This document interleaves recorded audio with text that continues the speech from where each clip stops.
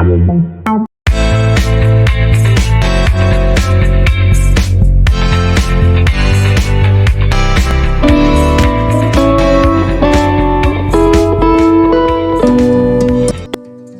school very late that morning and was in great dread of a scolding, especially because M. Hamel had said that he would question us on participles. And I did not know the first word about them. For a moment I thought of running away and spending the day out of doors. It was so warm, so bright. The birds were chirping at the edge of the woods. And in the open field back of the sawmill the Prussian soldiers were drilling. It was all much more tempting than the rule for participles, but I had the strength to resist, and hurried off to school. When I passed the town hall there was a crowd in front of the bulletin board. For the last 2 years all our bad news had come from there, the lost battles, the draft, the orders of the commanding officer, and I thought to myself, without stopping, what can be the matter now?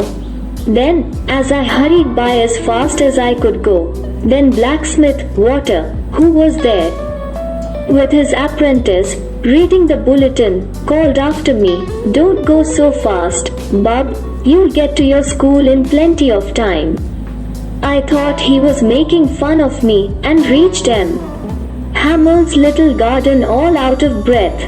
Usually, when school began, there was a great bustle, which could be heard out in the street, the opening and closing of desks, lessons repeated in unison, very loud, with our hands over our ears to understand better, and the teacher's great ruler rapping on the table.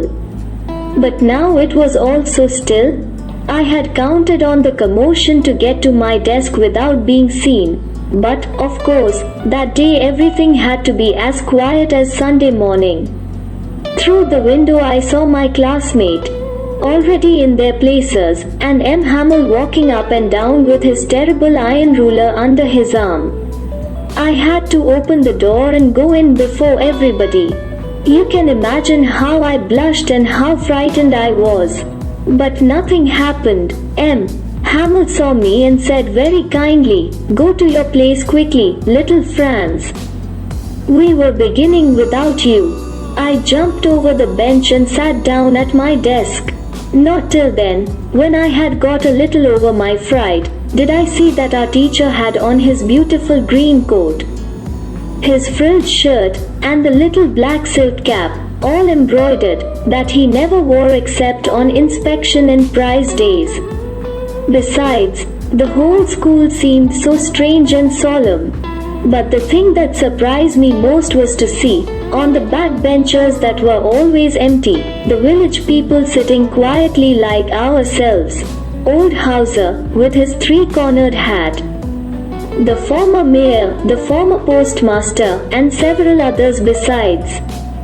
Everybody looked sad, and Hauser had brought an old primer, thumbed at the edges, and he held it open on his knees with his great spectacles lying across the pages.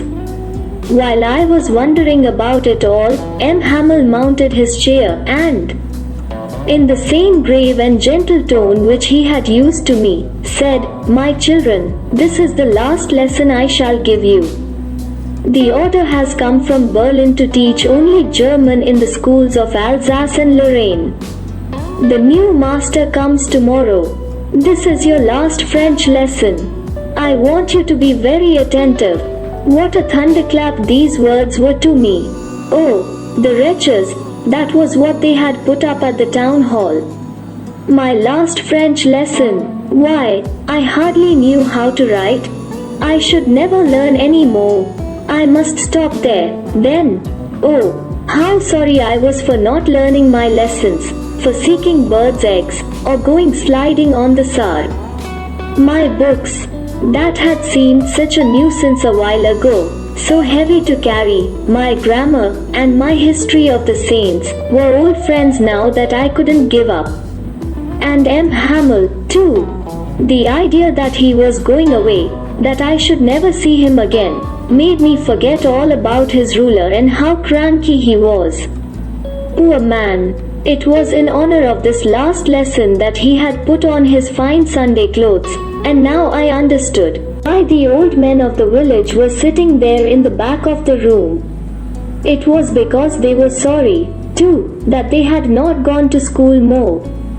It was their way of thanking our master for his 40 years of faithful service and of showing their respect for the country that was theirs no more. While I was thinking of all this, I heard my name called. It was my turn to recite. What would I not have given to be able to say that dreadful rule for the participle all through, very loud and clear, and without one mistake? But I got mixed up on the first words and stood there, holding on to my desk, my heart beating, and not daring to look up. I heard M. Hamel say to me, "I won't scold you, little Franz. You must feel bad enough. See how it is. Every day we have said to ourselves, 'Bah, I've plenty of time, I'll learn it tomorrow,' and now you see where we've come out. Ah, that's the great trouble with Alsace. She puts off learning till tomorrow. Now those fellows out there will have the right to say to you, 'How is it? You pretend to be Frenchmen, and yet you can neither speak nor write your own language? But you are not the worst, poor little Franz. We've all a great deal to reproach ourselves with. Your parents were not anxious enough to have you learn. They preferred to put you to work on a farm or at the mills, so as to have a little more money. And I've been to blame also. Have I not often sent you to water my flowers instead of learning your lessons? And when I wanted to go fishing, did I not just give you a holiday?" Then, from one thing to another, M. Hamel went on to talk of the French language, saying that it was the most beautiful language in the world, the clearest, the most logical, that we must guard it among us and never forget it, because when a people are enslaved, as long as they hold fast to their language, it is as if they had the key to their prison. Then he opened a grammar and read us our lesson. I was amazed to see how well I understood it. All he said seemed so easy, so easy. I think, too, that I had never listened so carefully, and that he had never explained everything with so much patience. It seemed almost as if the poor man wanted to give us all he knew before going away, and to put it all into our heads at one stroke. After the grammar, we had a lesson in writing. That day M. Hamel had new copies for us, written in a beautiful round hand, France, Alsace, France, Alsace. They looked like little flags floating everywhere in the schoolroom, hung from the rod at the top of our desks. You ought to have seen how everyone set to work, and how quiet it was. The only sound was the scratching of the pens over the paper. Once some beetles flew in, but nobody paid any attention to them, not even the littlest ones, who worked right on tracing their fish hooks, as if that was French too. On the roof the pigeons cooed very low, and I thought to myself, will they make them sing in German? Even the pigeons? Whenever I looked up from my writing, I saw M. Hamel sitting motionless in his chair and gazing first at one thing, then at another, as if he wanted to fix in his mind just how everything looked in that little schoolroom. Fancy, for 40 years he had been there in the same place, with his garden outside the window and his class in front of him just like that. Only the desks and benches had been worn smooth, the walnut trees in the garden were taller, and the hawthorn that he had planted himself twined about the windows to the roof. How it must have broken his heart to leave it all, poor man, to hear his sister moving about in the room above, packing their trunks, for they must leave the country next day.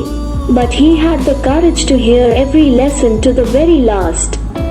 After the writing, we had a lesson in history, and then the babies chanted their ba, bi, bi, bo, boo.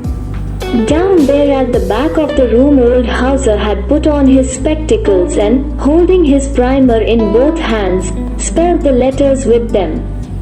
You could see that he, too, was crying. His voice trembled with emotion, and it was so funny to hear him that we all wanted to laugh and cry.